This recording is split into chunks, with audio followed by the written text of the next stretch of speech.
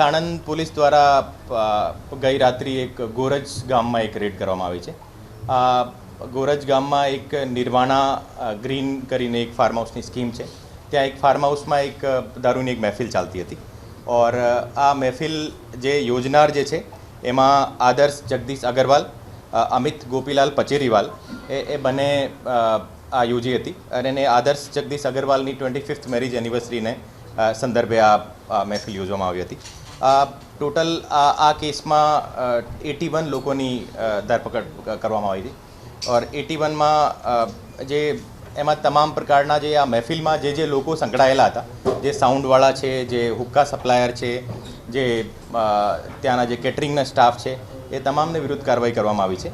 ઓર અત્યાર સુધી જે ટોટલ 2 કરોડ અને 30 લાખ જેવો ટોટલ મુદ્દામાલ જપ્ત કરવામાં આવેલો છે.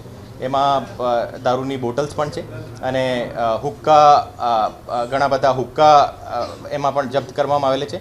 22 વ્હીકલ્સ અને 74 મોબાઈલ ફોન્સની અત્યારે ટોટલ સીઝ કરવામાં આવેલા છે. ઓર આજે આખી જે રેડ હતી, આ રેડમાં ટોટલ 20થી વધારે અમારા સ્ટાફ એમાં જોડાયેલા હતા.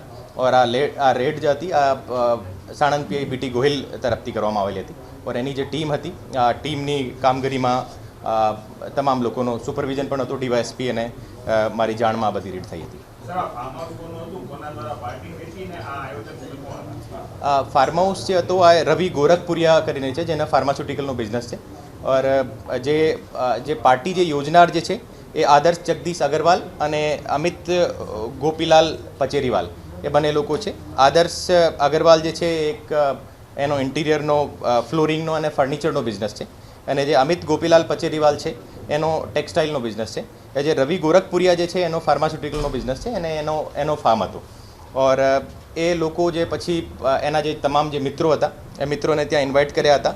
એને આ જે લિકર હતી, એ લિકર ક્યાંથી લાવ્યા છે એના વિશે અત્યારે શોધખોળ ચાલુ છે અને જે હુક્કા સપ્લાય કરનાર છે એને મેં અત્યારે અરેસ્ટ કરવામાં આવેલો છે ઓર આગળની કાર્યવાહી અત્યારે ચાલુ છે.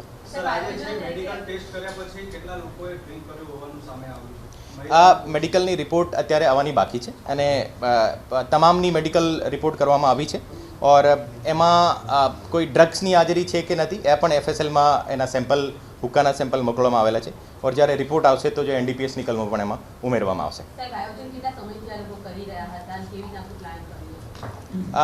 અત્યારે જે એમની પૂછપરછમાં જે ખબર પડી છે એમાં 5 થી 7 દિવસથી એ લોકો પ્લાનિંગમાં હતા ઓર આ પ્લાનિંગના આધારે આ જે વેન્યુ જે નક્કી કર્યો હતો ઓર એને આધારે ઇન્વિટેશન એના ક્લોઝ